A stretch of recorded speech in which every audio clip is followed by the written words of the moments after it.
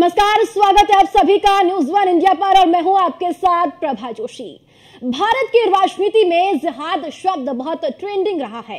अलग अलग मौके पर नेता अपनी सुविधा के मुताबिक चुनिंदा शब्दों के साथ जिहाद को फिट करते हैं और उसे एक नए जिहाद के रूप में परिभाषित करते हैं। ऐसा करके वो वोटों की फसल भी स्वाद अनुसार काटते हैं। भारत की राजनीति में अब तक दो तरह की जिहाद की चर्चा होती रही है, लव जिहाद और लैंड जिहाद। लेकिन आज उस सत्ता के शब्दकोश में नया शब्द आया है और ये शब्द है वोट जिहाद। बिल्कुल सही सुना आपने, वोट जिहाद। सपा की नेता मारिया आलम खान, जो सलमान खुर्शीद की भतीजी भी है, जो राजनीति के मंच में काफी युवा भी है, अब तक उनकी ज्यादा पारियां देखी नहीं गई है। ऐसे में पहले ही ओवर में उनका ये वोट जिहाद वाला फुल टॉस बीजेपी को काफी पसंद आ रहा है। बीजेपी इसे बाउंड्री पार भी करना चाहती है। कन्नौज से बीजेपी प्रत्याशी सुब्रत पाठक ने हमला बोलते हुए कहा कि इनकी सोच यही लव और लैंड जिहाद सुना था, अब वोट जिहाद भी सुना गया है। अगर ये सत्ता में आ गए तो हथियार जिहाद करेंगे। इनका लक्ष्य है भारत को इस्लामिक राष्ट्र बनाकर शरिया कानून लागू कराना है। जहां बीजेपी कोई कसर नहीं छोड़ना चाहती है, तो वहीं भतीजी की नई पाली को संभालने के लिए आगे भी आ गई हैं और डैमेज कंट्रोल की कोशिश में करने लग गए। वो कह रहे हैं कि मारिया संघर्ष करने की बात कह रही है। वोट जिहाद का मतलब संघर्ष होता है, लेकिन बीजेपी कहां मानने वाली है। उसने जिहाद को शब्द को लेकर काउंटर अटैक लॉन्च कर दिया और बीजेपी चुनाव आयोग से कह रही है कि ऐसी जिहादी मानसिकता वाले नेताओं पर कार्रवाई हो। देखो, ये कुल मिलाकर ये लोगों की सोच ही यही है। और अभी लव जिहाद सुना था और लैंड जिहाद सुना था, और आज इन्होंने बता दिया कि वोटों का भी जिहाद करेंगे। जब सरकार में आ जाएंगे तो हथियारों से जिहाद करेंगे। इनका लक्ष्य ही यही है, हिंदुस्तान पर शरिया का शासन लागू करना, इस्लामिक राज्य बनाना, भारत को पाकिस्तान के जैसा एक भ्रष्टाचारी आतंकवादी राष्ट्र बना देना, कई टुकड़े करा देना। इसी लक्ष्य के लिए ये लोग काम ही कर रहे हैं और इनका कहीं ना कहीं पूरी तरीके से इंडी गठबंधन समर्थन कर रहा है। हमारा नामो नक्श मिटाने के लिए ये संघी सरकार जो कोशिश कर रही है, उसको तुम कामयाब करने का काम करोगे, उसके मंसूबों को कामयाब करने का काम करोगे। इसलिए बहुत अकलमंदी के साथ, बहुत जज्बाती न होके, बहुत खामोशी के साथ एक साथ होके वोटों का जिहाद करो, क्योंकि हम सिर्फ वोटों का जिहाद कर सकते हैं और इस संघी सरकार को भगाने का काम कर सकते हैं। देखो, ये कुल मिलाकर ये लोगों की तो लगातार अब सियासत इस मामले पर तेज हो गई है। लोकसभा चुनाव के बीच कांग्रेस नेता सलमान खुर्शीद की भतीजी मारिया के वोट जिहाद वाले बयान को लेकर अब पूरे देश भर में सियासत तेज हो गई है। कन्नौज लोकसभा सीट से बीजेपी सांसद और प्रत्याशी सुब्रत पाठक ने इस बयान पर पलटवार किया है और उन्होंने कहा कि गठबंधन, इंडी गठबंधन भारत को पाकिस्तान जैसा बनाना चाहता है और जीत के हथियारों से जिहाद करेगी। तो पलटवार ये यहाँ पर सुब्रत पाठक की ओर से इस बयान पर किया गया है।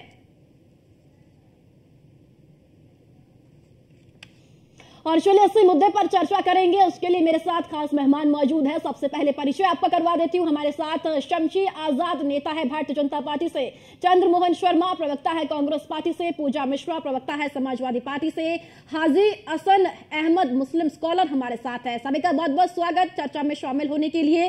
चर्चा की शुरुआत पूजा मिश्रा जी आपके साथ ही करूंगी। आखिर चुनाव के दौर में जो बयानों का शोर है वो आखिर तेज क्यों हो जाता है? जाति, धर्म, इन तमाम चीजों को लेकर आप लोग बयान दे देते हैं, लेकिन इस वक्त जो मुद्दे हैं आखिर वो उठाए ही नहीं जाते हैं। क्या अब ये कहा जाए कि चुनाव जीतने का जरिया सिर्फ अब जिहाद ही रह गया है? आपको नमस्कार प्रभा जी और साथी प्रवक्ताओं को नमस्कार। और आप भी जानते हो कि जिहाद एक अरबिक वर्ड है जिसका मतलब होता है कि नैतिकता के साथ में प्रयास करना, भरपूर प्रयास करना। तो अगर हम इसको ट्रांसलेट करें तो वो होता है कि वोट लेने के लिए आप नैतिकता के साथ में भरपूर प्रयास करिए। एक सिंपल सा जो है परिभाषा हो गया। देखिए, आपने कहा कि जो है जाति और धर्म की बात करते हैं, तो इंडिया अलायंस जो है, समाजवादी पार्टी जो है, सिर्फ मुद्दों की ही बात कर रही थी। पहले फेज के इलेक्शन के बाद में वोटिंग जैसे ही खत्म हुई, जाति और धर्म पे कौन आए? देश के प्रधानमंत्री आए, वो पहुंचे महिलाओं के मंगलसूत्र तक। ये जो है वाकई में देखिए एक जिहाद अरबिक वर्ड है। आप सोचिए कि कैसा हो रखा हुआ है कि शब्दों को भी डिवाइड कर दिया गया हुआ है, भाषाओं को डिवाइड कर दिया। अगर भाषा को हम जो है अगर धर्म से डिवाइड कर देंगे, फिर तो हम जब इंग्लिश बोल रहे हो तो हम क्रिश्चियन होने चाहिए। आप सोचिए कि ऐसा किस तरीके को देश को मोबिलाइज किया जाता है, कैसे ध्रुवीकरण किया जाता है कि भाषा का जो है अर्थ अपने हिसाब से निकालते हैं। इसके पहले भी एक शब्द जो है उठा लिया था उन्होंने कांग्रेस के मैनिफेस्टो से, अलग अलग शब्द उठा करके उसका जो है अपने तरीके से वर्णन करते हैं। पर अगर कोई इंसान किसी बात को इस्तेमाल करता चला आ रहा है, किसी जुबान को इस्तेमाल करता चला आ रहा है, तो उस जुबान जो बयान यहाँ पर सलमान खुर्शीद की भतीजी ने दिया है वो बयान सही है क्या? वोट जिहाद का जो बयान दिया है, वोट जिहाद करना होगा, ये अगर उन्होंने अगर वोट जिहाद, देखिए प्रभा जी, आप जो है मुझे बातों में फंसाने की कोशिश मत करिए। वोट, मैंने बोला ना कि उस शब्द का अर्थ क्या है, मैंने वो बताया। अगर वो कहती है कि उनका शब्द का यही अर्थ है कहना, तो बिल्कुल सही बात होगी कि हम कोशिश करिए, आप लोग नैतिकता के साथ कोशिश करिए, वोट डालने की कोशिश करिए, क्योंकि संविधान बचाना है। आप बताइए प्रभा जी, इस पे भी बहस होनी चाहिए थी जब जो है भाजपा के प्रत्याशियों ने ये कहा कि हम सरकार में आएंगे तो हम जो है संविधान बदल देंगे। बहस अभी जो होनी चाहिए वो होनी चाहिए प्रज्वल रेवन्ना पे, जिनके जो है 2900 जो है महिला शोषण के वीडियोस निकल के आए हुए कर्नाटका के, इनके साथी हैं और वो जर्मनी भाग जाते हैं। आप सोचिए इनका सुरक्षा व्यवस्था कैसा है कि देश के तत्कालीन 2 मुख्यमंत्री को पुलिस पकड़ ले जाती है, जेल ले जाती है, और प्रज्वल रेवन्ना एक MP है, वो जो है देश के बाहर भाग जाते हैं और कहते हैं कि जो है ये हमारे हाथ में नहीं आए, अब इनके ऊपर कार्यवाही की जाएगी। देश से बाहर निकाल दीजिए, फिर कार्रवाई करिए। जितने लोग बाहर गए देश से, आपने कितने कार्रवाई कर लिया, आपने कितनों को वापस ला लिया? क्या आप जो बयान उन्होंने दिया है और उस बयान का सपोर्ट करती है? ठीक है, फिर से आपके पास लौटूंगी। शमशी आजाद भारतीय जनता पार्टी से हमारे साथ है। शमशी आजाद जी, आप देखिए चुनावी मैदान में जाति, धर्म, हिंदू, मुसलमान, भारत, पाकिस्तान, यही सब देखने को मिल रहा है। आखिर जनता के मुद्दों को कौन उठाएगा? आप बात करते हैं कि कांग्रेस के मैनिफेस्टो में ये है, कांग्रेस के मैनिफेस्टो में ये है, समाजवादी के मैनिफेस्टो में ये दिया गया है। आप अपने मैनिफेस्टो की बात कब करेंगे? आप कहते हैं कि कांग्रेस संविधान को बदलने की बात आप लोग करते हैं, ये आरोप कांग्रेस पर लगाते हैं, विपक्ष पर लगाते हैं, लेकिन जब आपकी बात आती है तो आप लोग भी तो इन बातों का जिक्र करते हैं ना, हिंदू, मुसलमान, जाति, धर्म। नमस्कार प्रभा जी, आपको और आपके चैनल के सभी दर्शकों को, इस चर्चा में भाग ले रहे हमारे सभी भाइयों को और बहनों को। देखिए, भारतीय जनता पार्टी ने अभी भी जो जहां पर भी प्रधानमंत्री का भाषण देखेंगे, योगी जी का भाषण देखेंगे, तो उन्होंने यही कहा उत्तर प्रदेश में जो माफिया राज था उसको खत्म किया और उत्तर प्रदेश को विकास के पथ पर लेकर आए। और आज उत्तर प्रदेश जो है देश के सबसे बड़े प्रदेश के रूप में देखा जा रहा है, जहाँ जो है सड़कों का जाल बिछा हुआ है, जहाँ जो है एयरपोर्ट का जाल बिछा हुआ है, जहाँ चिकित्सा, जहाँ स्वास्थ्य, जहाँ शिक्षा, जहाँ रोजगार की बाढ़ से आई है। वहीं आप देखें कि आदरणीय मोदी जी प्रधानमंत्री के रूप में जब भी बात करते हैं, देश को एकता में बांटने की बात करते हैं, देश में राम राज की बात करते हैं, देश में रोजगार की बात करते हैं, शिक्षा की बात करते हैं, स्वास्थ्य की बात करते हैं। और उसके विपरीत अगर आप देखेंगे तो विपक्ष ये सिर्फ जो है ये शब्दों का इस्तेमाल जो करता है, बहुत ही बड़ी जिम्मेदारी से मैं बात कह रहा हूँ पूजा जी, प्रभा जी, कि ये सिर्फ और सिर्फ वो चंद मुट्ठी भर वोट जो है उनको लुभाने के लिए कि ये कभी जिहाद के नाम पर, कभी जो है शमशी आजाद जी, माफी चाहूंगी, एक सवाल और यही चाहूंगी और उसके बाद आप जवाब दीजिएगा। आप कांग्रेस पर आरोप लगा रहे हैं, समाजवादी पार्टी पर आप ये आरोप लगा रहे हैं कि ये लोग इस चुनावी मैदान में ये मुद्दे लेकर जाते हैं। आप लोग भी तो यही कर रहे हैं ना। सुब्रत पाठक का बयान मैं आपको सुनाना चाह रही हूँ कि उन्होंने कहा कि इंडिया गठबंधन भारत को पाकिस्तान जैसा बनाना चाहता है। अब बताइए, भारत, पाकिस्तान, हिंदू, मुसलमान, जिहाद, ये शब्द कौन इस्तेमाल कर रहा है? फिर नहीं, हम कहीं नहीं इस्तेमाल कर रहे हैं। हमने जहां भी बात की, हमने देश की एकता की बात की, हमने अखंडता की बात की, हमने विकास की बात की, हमने देखिए जब भी बात की इसी सारे मुद्दों बात की ना। लेकिन ये वोट मांगने के बीच में शब्दों का इस्तेमाल, जिहाद करना है, जिहाद के नाम पर मुसलमानों को भड़काना है, यही क्या करती थी Congress party, Samajwadi party, Bahujan Samaj party और इनके जितने भी गठबंधन दल के नेता हैं। जब इनकी सत्ता रहती थी, जब इनका शासन रहता था, इनकी सरकार रहती थी, तो देश जो है जिहाद शब्द का अर्थ क्या होता है? हाजी साहब, देखिए, लफ्ज जिहाद तो सुना था, लैंड जिहाद भी सुना था, लेकिन अब एक जो नया शब्द देखने को मिल रहा है राजनीति में, वोट जिहाद, क्या समझते हैं आप इन शब्दों से? अब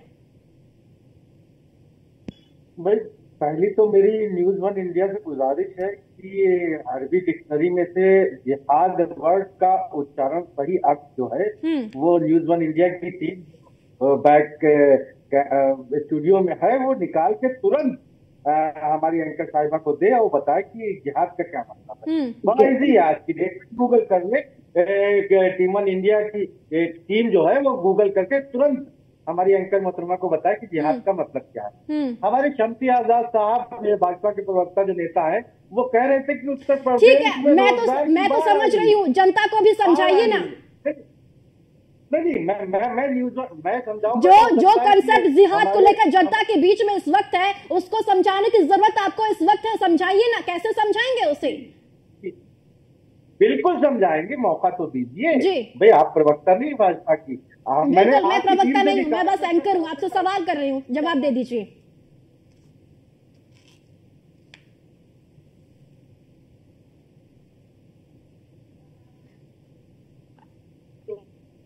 रोजगार की बाढ़ आई हुई है, 10% लीक हो गए, और वो बच्चे जब आंदोलन करने के लिए उतरे तो उनके ऊपर लाठियाबाजी गई।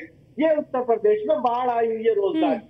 कम से कम झूठ बोलने के लिए भी नैतिकता होती थी नेताओं में। जहां हमारे सारे आंकड़े कह रहे हैं कि बेरोजगारी में हम नंबर 1 हो चुके हैं सारी दुनिया में, वहां उत्तर प्रदेश में बाढ़ की स्थिति बता रहे रोजगार। हो सकता है इनके पास इनकी पार्टी ने कांग्रेस तो ये याद, तो ये वही बात करेंगे। जिहाद का अर्थ होता है कि पूरी तत्परता के साथ, पूरी समन्वय के साथ उसमें समर्पित हो जाना। तो बिल्कुल इस वक्त हर एक भारतीय का यह फर्ज है कि जहां भी इलेक्शन हो रहा है वहां 100% वोटिंग हो। जो इतना कम वोट हो रहा है, इसको एक युद्ध स्तर पे ले हमारे हिंदू भाई, और वोट जरूर करे। और मुसलमान भाई अगर जिहाद के स्तर पे लेके कि हमें लोकतंत्र के पल को सही माने में जीना है, तो उसके लिए जिहाद के स्तर तक जाना पड़ेगा। एक वोट पोल होना चाहिए। ठीक है हाजी साहब, ठीक है हाजी साहब, फिर से आपके पास लौटूंगी। शम्सी आजाद जी जल्दी से अपनी बात को रखिए, फिर मैं चंद्रमोहन शर्मा जी के पास जाऊंगी, जल्दी से। सलमान खुर्शीद की तो पुत्री, उनका पूरा बयान सुना नहीं। जिहाद के बाद तो उन्होंने मुसलमान को भड़काने की बात की कि अगर इस बार वोट नहीं दोगे तो तुमको ये कहा जाएगा, तुम्हारा ये कर दिया जाएगा, तुमको बर्बाद कर दिया जाएगा। ये सारी चीजें इकट्ठा करके जब जिहाद का नाम लिया जाता है तब ये शब्द जो है बहुत खतरनाक हो जाता है। और इसी का ये परिणाम रहा है कि उनके ऊपर FIR हुई है। तो क्या ये कहा जाए कि FIR उनके ऊपर गलत हुई है? प्रशासन ने अगर FIR, इलेक्शन कमीशन ने अगर उनके ऊपर FIR कराई है तो क्या ये गलत है? इन शब्दों का इस्तेमाल करने की क्या जरूरत है? अरे आप कह रहे हैं कि रोजगार नहीं, आप कह रहे हैं महिलाओं पे अत्याचार हो रहा है, भ्रष्टाचार हो रहा है, देश में एकता नहीं है, रोजगार नहीं है, तो आपको कहना चाहिए कि रोजगार के नाम पे कांग्रेस को, ठीक है शम्सी जी, कहना चाहिए महिलाओं के हितों ठीक है शम्सी जी, फिर से लौटूंगी। चंद्रमोहन जी,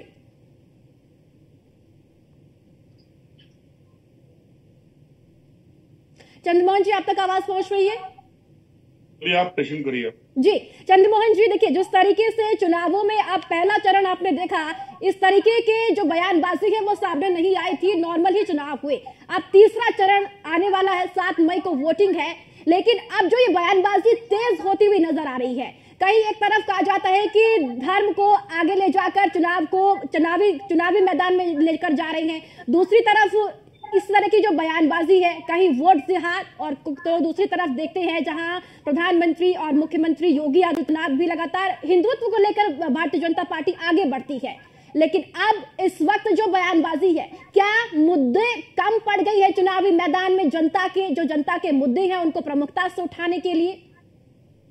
देखिए, बिल्कुल आपकी बात में मैं समर्थन देता हूं, क्योंकि जब रिंग के अंदर 2 पहलवान और एक पहलवान को अपने दांव पेचना आते हो तो वो रिंग के इधर कूदता फांदता है और कॉमेडी का सीन करता रहता है। वही आज भाजपा का हाल है, क्योंकि आज भाजपा ने देश के मुसलमान को भी डिवाइड कर दिया और हिंदू मुसलमान भी डिवाइड कर दिया। एक शब्द को पकड़ लेते हैं, अली हनुमान कर देते हैं, 80-20 कर देते हैं, कब्रिस्तान अलग शब्द इस्तेमाल कर देते हैं। देश के प्रधानमंत्री हमारे मजहब का नारा जोर से लगा देते हैं, लेकिन अगर मुसलमान एक शब्द कह देगा जिहाद, तो सारा सिस्टम भाजपा का उस पर लग जाएगा पीछे कि जिहाद कैसे कह दिया। मतलब जिहाद उसने कह दिया तो एक मुसलमान भाजपा का है तो वो जिहाद कहेगा तो वो गलत नहीं है, क्योंकि वो भाजपा का है। और अगर एक मुसलमान देश का है और वो किसी और पार्टी का है तो उसने जिहाद क्यों कहा? ये तो जिहादी है सारे मुसलमान। तो देश में 2014 के बाद देश के अंदर सिर्फ भाजपा ने ध्रुवीकरण कराया, राष्ट्र विरोधी हरकतें करी हैं और उन हरकतों के अंदर देश के नागरिकों को बांट दिया। अगर देश के प्रधानमंत्री या भाजपा ये कहती है कि उनके कहे हुए शब्द गलत हैं, तो फिर एक धर्म को ये कह के कि बटन यहां दबेगा और आवाज पाकिस्तान जाएगी, वो किसने कहा था? या एक बटन दबाओ जय श्री राम कहो, ये किसने कहा था? तो वो भी गलत था। गलत का आईना ये नहीं है कि मैं दूसरे को प्रश्न खड़ा करूं और आप बार बार प्रश्न देश के इंडिया अलायंस पे खड़ा करेंगे। गलत शब्दावली का प्रयोग देश के मुखिया का होता है और देश का मुखिया अगर अपनी शब्दावली गलत बोलेगा तो उसका प्रतिद्वंद वाद के रूप के अंदर और पार्टियों के नेता करेंगे। ये आईना देश के मुखिया को देखना पड़ेगा और देश की जनता इस बात को भली भांति समझ चुकी है, क्योंकि जो नेतृत्व रोजगार ना दे सके, जो नेतृत्व देश को महंगाई ना दे सके, जिस नेतृत्व के अंदर महिलाओं का नित्य प्रतित्व चरित्र हरण हो और उन्हीं के नेताओं के लिए वो वोट मांगे और वो यहाँ से भाग जाए, और अगर प्रियंका गांधी विदेश जाए तो वो पूरी पार्टी और पूरी सीबीआई ईडी को पता होता है, लेकिन वो कब भाग गया ये भाजपा के किसी नेता प्रतंत्र को पता नहीं होता।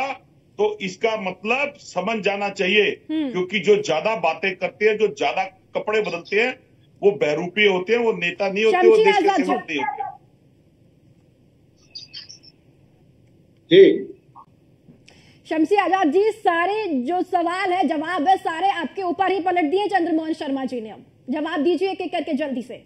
चंद्रमोहन शर्मा जी की बातों में देखिए कोई दम ही ना, उनकी पार्टी में कोई दम रह गया है। इनकी पार्टी ने कांग्रेस पार्टी के साथ गठबंधन करके, समाजवादी पार्टी के साथ गठबंधन करके बिल्कुल ये साफ दिखा दिया है कि अब ये किसी के सहारे पर नहीं चल सकते हैं, क्योंकि प्रदेश में जिस तरीके से सोनिया गांधी जी ने जिस तरीके से रायबरेली से अपना चुनाव न लड़ने का फैसला लिया, कि ये बहुत समझदारी वाला फैसला लिया और उनको लगा कि अब इस वक्त अगर बुढ़ापे में अपनी इज्जत बचानी है तो यहाँ से वाकआउट करना पड़ेगा। प्रदेश में ना संगठन बचा है और न इनके प्रत्याशी कोई बड़ा नेता यहाँ पर चुनाव लड़ने को तैयार है। आपने देखा किस तरीके से प्रदेश में इसके पहले भी 2022 में प्रियंका गांधी को जब कमान दी गई थी तो बड़े जोर शोर के साथ जो है पौधा उसको सजाया गया था जब प्रियंका गांधी जहाँ पर रहेंगी, लेकिन हुआ क्या कि जनता ने इनको जो है चुनावी परजीवी कह के, क्योंकि जनता का यही कहना है कि कांग्रेस पार्टी और समाजवादी पार्टी के नेता जब कोई विपदा आती है, जब कोई भयंकर अकाल पड़ता है, जब कोई बीमारी आती है, तब जो है कांग्रेस पार्टी समाजवादी पार्टी का कोई नेता नहीं दिखता। हाजी साहब कुछ कहना चाह रहे हैं? हाजी साहब जी।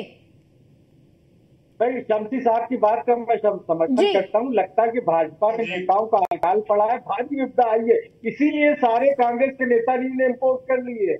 लग रहा है तो यही है, क्योंकि सब कांग्रेसी, जितने कांग्रेसी थे वो सब इनके यहाँ चले गए। तो जिससे भ्रष्टाचारी थे, जो चक्की पी सिंह वो आज उप मुख्यमंत्री बने बैठे हुए। तो लग रहा है कि भाजपा में आकार बढ़ गया है और महामारी फैल गई है, जिसके लिए इनको बाहर से लोगों को जो देश के साथ हाथ मिलाना चाहता है, देश के साथ में अपना हाथ दे, जो चाहता है कि देश प्रेम हो और जिसके अंदर राष्ट्रभक्ति है, उसको भारतीय जनता पार्टी के साथ आना होगा। और इस बार भी 2024 के चुनाव में जिसको लगता है कि देश के साथ चल सकते हैं, मोदी जी की विचारधारा के साथ चल सकते हैं, राष्ट्रभक्ति का ठीक है शमसी जी। हाजी साहब एक एक करके जवाब दीजिए। चंद्रमोहन शर्मा जी ठीक है हाजी साहब ठीक है, समय को समझिए, समय की कमी है, आप रुक जाइए। चंद्रमोहन शर्मा जी देखिए, मेरे भाजपा के मित्र ने जिन प्रश्नों को मैंने खड़ा करा उस पर कोई भी जवाब नहीं दिया। उन्होंने वही लकीर पे प्रश्न खड़ा कर दिया जो 2014 में जिस भैरूप रूप के ऊपर देश के प्रधानमंत्री ने वोट मांगा था,